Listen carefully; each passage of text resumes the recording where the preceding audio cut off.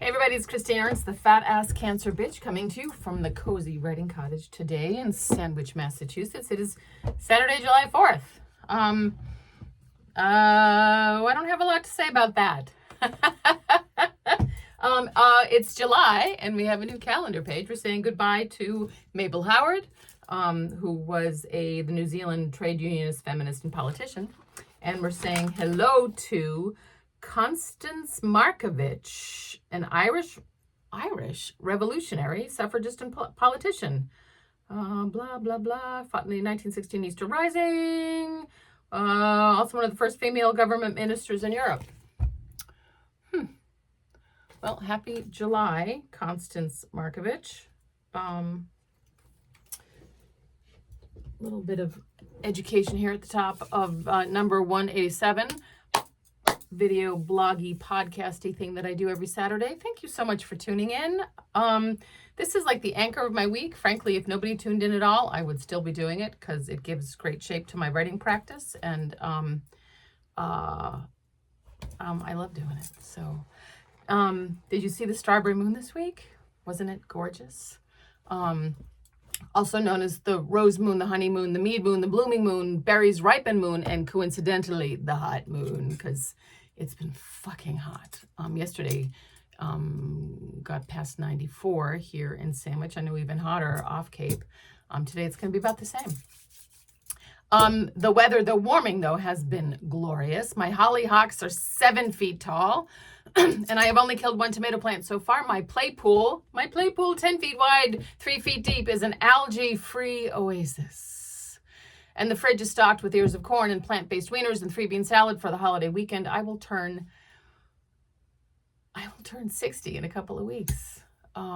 This is quite a large number, I guess. I'm winding up my second Saturn return, which is the cosmic rite of passage that occurs every 29 and a half years. My first Saturn return involved divorce, marriage, having a baby, and cancer. So that was a doozy. My second Saturn return has been less dramatic, but no less significant. And the second return marks your transition into mature elderhood.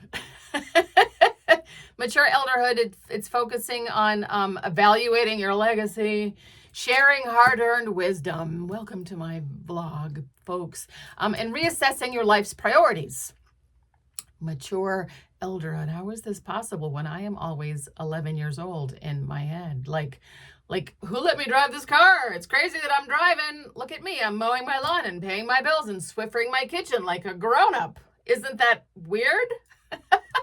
Do you experience this phenomenon too? Do you feel like it's crazy that someone let you raise children and own a home? Evaluating your legacy. Well, what an excellent question. Legacy, such a big word.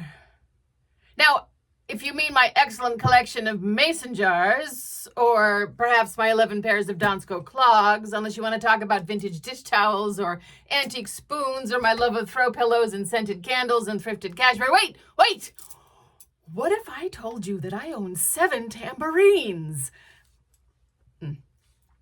Clearly some Swedish death cleaning is in order before one can discuss one's legacy. I'm going to table that for my third Saturn return in my late 80s. Thank you very much. Where were we? Sharing hard-earned wisdom, another part of the second Saturn return. Well, that's easy. 1, find a group of women you can laugh with. 2, prioritize your sleep. 3, follow Mary Oliver's advice to pay attention, be astonished, tell about it. 4, please eat 2 prunes every day. Thank me later. And 5, don't get married. By all means, be happily partnered, but avoid, if at all possible, patriarchal legal structures. And lastly, reassessing your life's priorities. Sinking my teeth into that one lately. Did I mention that I've gone to a 4-day work week? Come for a cuppa any Friday, dear friends. Have I told you about the beautiful leather apron I wear when I hammer in my studio? Let me tell you about my family and my cats. See, also, hollyhocks, tomatoes, the moon. Mature elderhood. Oh, folks, raise your hand if you're already there. Raise your hand if you think you might not ever get there. So, happy 4th. I remember 50 years ago when we celebrated the bicentennial, which was a different time in this country. Better, worse, I'm not even sure. But in the cyclical nature of things, 50 years ago, we all had a red, white, and blue outfit. Most folks had a flag in their home or out in their yard. We had the giant plaster cast gold painted patriotic eagle, the kind that people like hang over their garages in the 1970s. We had one hanging in our living room. Not that we were particularly patriotic, but we were proud to be from the USA. 50 years later, it's a different story. It's kind of ironic that the metaphor this year is not the golden door of freedom, although I'm not sure that it ever was, but a sludge-filled reflecting pool. I'm staying local and hopeful. That's my plan. Freedom, democracy, truth. Also, FDT. Freedom, democracy, truth. FDT, indeed. So, 50 years ago, when I was like putting on my red, white, and blue outfit, and my mother was baking the sheet cake from the Family Circle magazine that looked like a flag, a white frosting with strawberry stripes and blueberry stars. Remember that cake? Perhaps you too ate it. Back when we sang anthems and we knew a whole bunch, not just the national anthem. I learned this song from Schoolhouse Rock. And it's been a brain worm, and it's the only way that I can remember the preamble to the Constitution. So this is my Gitalele that I got for Christmas. So, we the people, in order to form a more perfect union, establish justice, ensure domestic tranquility, provide for the common defense, sing along if you know it, promote the general welfare, and secure the blessings of liberty to ourselves and our posterity, to ordain and establish this Constitution for the United States of America. So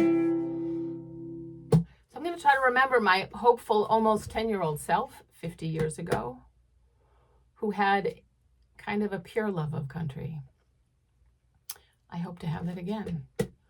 I hope we all do. Maybe you should learn the song just to remind yourself. We the people, in order to form a more perfect union, establish justice, ensure domestic tranquility, provide for the common defense, promote the general welfare, and secure the blessings of liberty for ourselves and our posterity. Do ordain and establish this Constitution for the United States of America.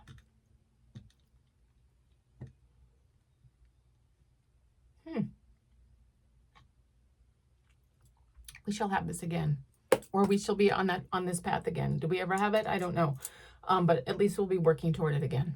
This is my hope. So I'm staying local and I'm staying hopeful. Be safe. Don't light off any firecrackers or lose fingers. Have some 3-bean salad. Sing a song or two. Freedom, democracy, and truth. Take that into your weekend. Thanks, folks. I'll see you next week. Bye.